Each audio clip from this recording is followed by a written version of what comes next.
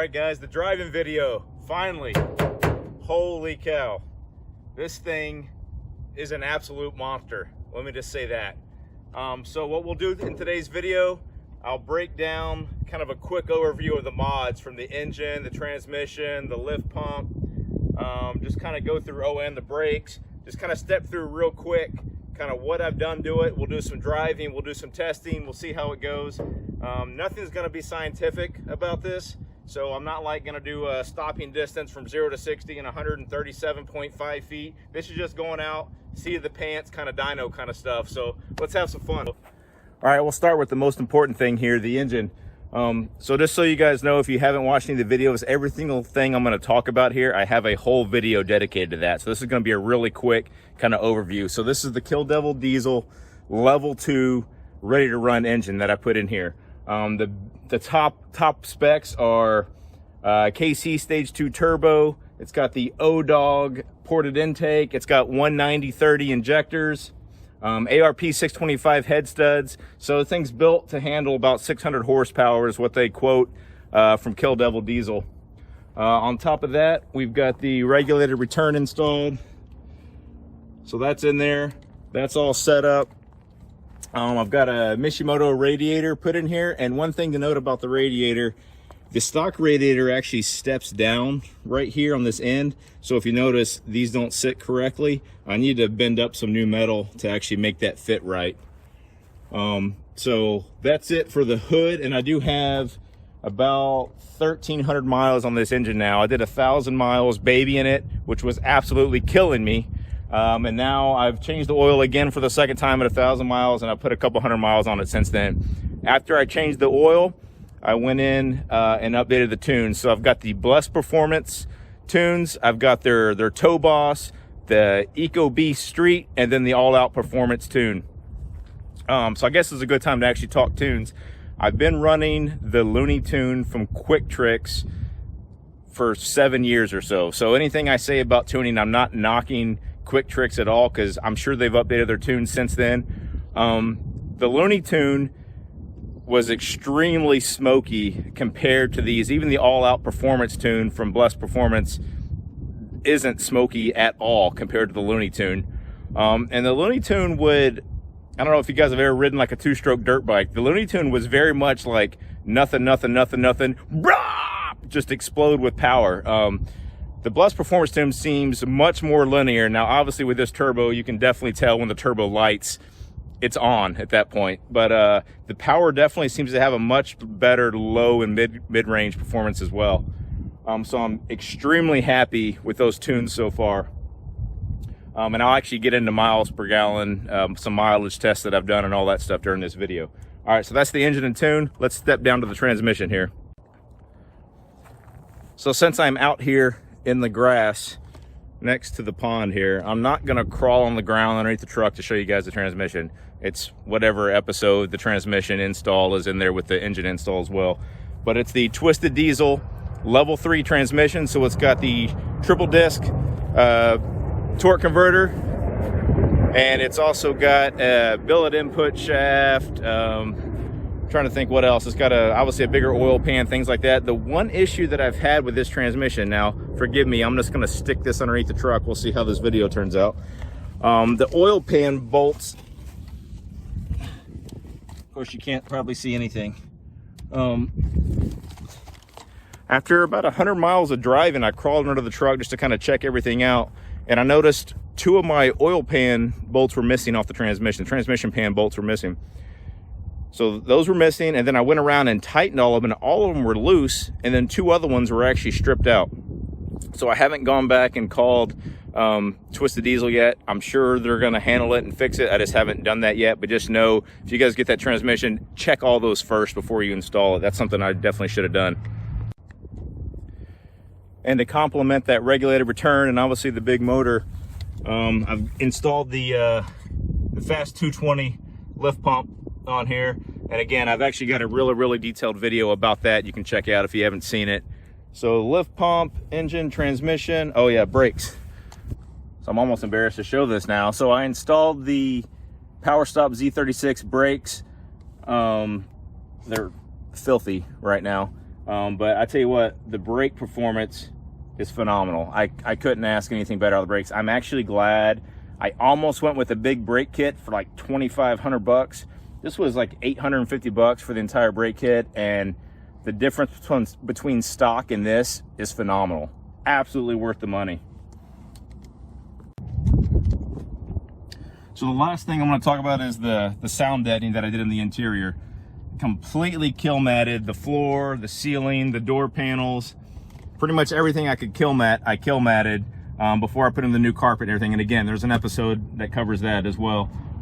So we're going to test how well the sound deadening works at highway speeds. Will be part of our test today for the driving.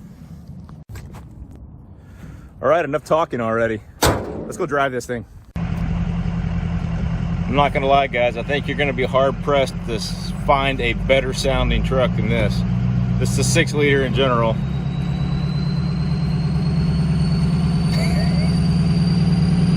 How can you not giggle listening to that?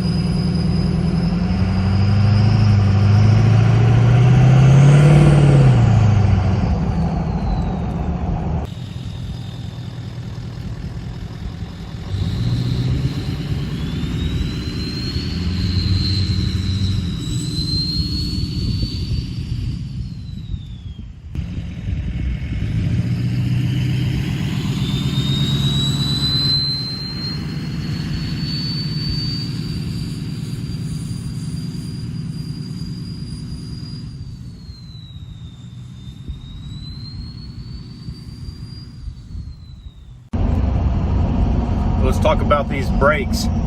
So I put the Z36 Powerstop brake kit in here with stainless steel braided lines from KLM Performance. Got rid of all the rubber lines.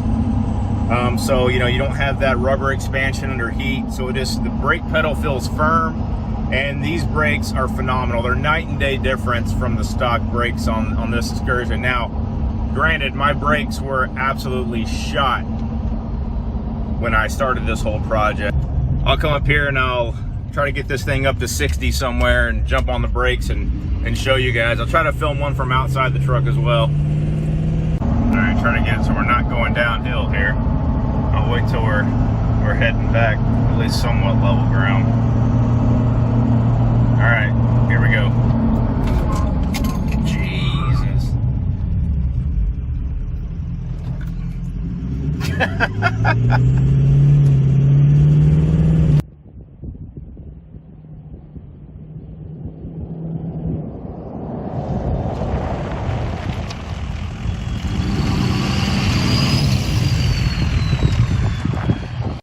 Wife was asleep in the passenger seat next to me, so I didn't want to be a jackass and talk her in this part, but I was just showing I'm doing 75 miles an hour on the interstate here, and it's been, you know, almost 54 miles at this speed.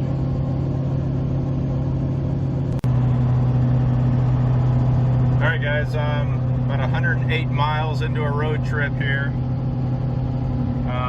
We are getting 22.2 according to the overhead. The first 50 miles I had the cruise set at 75 miles an hour on the interstate, and since we've been on these back roads or these back highways, I've had the cruise set at 70. Keep in mind I have 35-inch tires and my speedometer is off 3 to 4 miles an hour. So I did do a GPS check and we are just over 70 miles an hour right now. So this is running the Blessed Performance Eco Beast Street Tune. So it's supposed to be kind of the best tune for daily driving and economy. So I tell you what, guys, I'm extremely happy with this fuel mileage. With the old engine, the stock engine setup, I could maybe get 17.5 miles per gallon. But I've done this trip multiple times and I've gotten between 22 and 23 miles per gallon every single time. So these next video clips will be a few acceleration tests with the all-out performance tune. So it was kind of hard to do, definitely kind of hard to film myself. I need to get some kind of camera mount in here or something. But what you'll notice is I tried to do like a boosted launch, couldn't do it. just wouldn't, just, it's too easy to spin the dang tires, honestly. And then I just did one, just jump off the brake and just mat the throttle. And you're gonna see it starts to roll, and then that turbo lights up, and then I'm just spinning the tires through first, second. It's just basically until, you know, 50 miles an hour or so, it's just sitting there spinning basically. So it was definitely a lot of fun. It was like a turtle with its ass on fire though. It was just, it wasn't moving, but anyway, a lot of fun. I gotta figure out some traction, get my four-wheel drive working, but check these acceleration videos.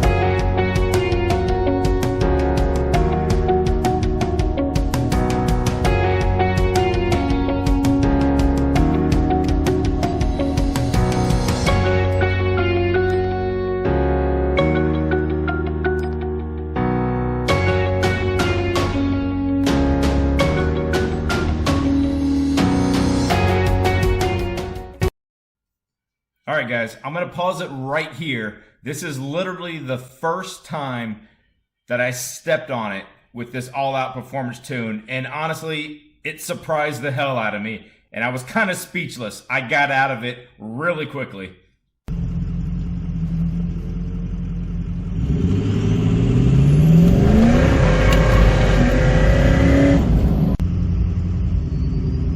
So I was gonna do a boosted four-wheel drive launch, see if I couldn't break something, but apparently my four-wheel drive is not clicking in.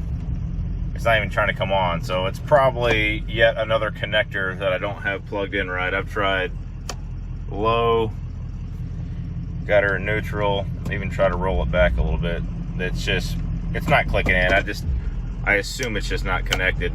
So instead of a nice four-wheel drive boosted launch to try to get a good acceleration, it's just gonna be a tire smoking acceleration. Let's give it a shot here. All right, we're gonna find out how impossible this is to do while holding your phone and trying to record. So here we go.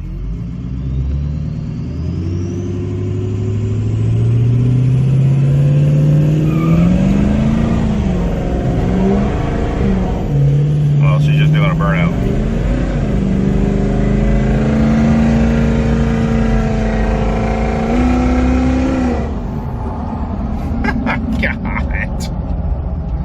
All we did was a big old burnout. It definitely smells like burnt rubber in the truck right now. So that was just trying to brake boost it to see if I could get a good launch, but of course all it's doing is just lighting up the hell out of the rear tires. So I don't know how much I actually got on video. It's kind of hard to film and do all this at the same time, but it was just solid white smoke as I was rolling down the street. So we're gonna turn around here, see if we can't see some tire marks on the road. We might give it one more run here, we'll see. So instead of doing like a boosted launch, I'm just gonna step on it and just see what happens. Here we go.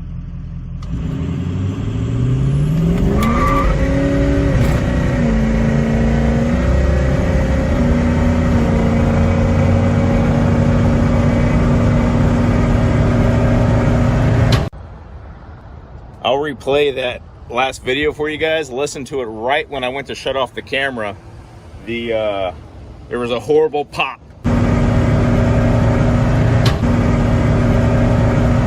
And I was like, shit, I just blew it up. But no, as I started thinking about it, I wasn't building turbo boost. Like, I just blew a boost tube off, and sure enough, so I pulled over here to the old gas station, and yeah, there it is. So of course I don't have my tools with me, so I'm gonna run back home real quick and put this thing back together. Then we'll go out and hopefully get some rolling shots of this thing.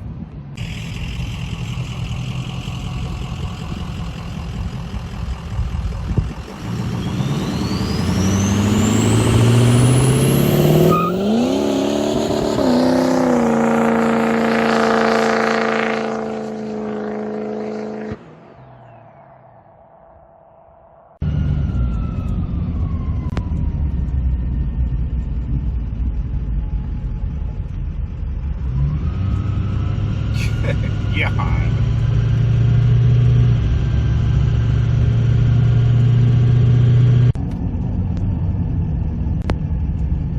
So that rolling smoky burnout there popped another boost tube boot. I don't know which one it is, but I can't keep those things on there. Starting to develop a theme here, guys. Go get on it and then come back home and fix the boost tube that popped out. Geez, it's gonna take forever to make a driving video if I keep having to drive back home and fix things. So the one little squawk that I do have is kind of annoying. You hear that? It's just squeaking. So I've got a new tensioner ordered. I think that's the problem. I think it's just the belt tensioner. So the tensioner should be here tomorrow, actually. We'll throw that in and see if that gets rid of this annoying squeak. Actually, once it warms up, it goes away, but I can't stand it happening at all. All right, let's talk sound deadening, highway noise, and this new Dasaita Android radio that I put in. So if you guys remember, go back to like episode part 2 or part 3, I did all the kilmat sound deadening throughout the entire truck. The entire floorboard, the ceilings inside the door panels, you know, with the point of trying to make this thing quiet enough when I'm cruising down the interstate at 75 to be able to talk on the phone and not have to sit here and yell and scream into the phone. So, man, that was a lot of work, especially this entire ceiling. Doing every inch of this ceiling was a shoulder workout.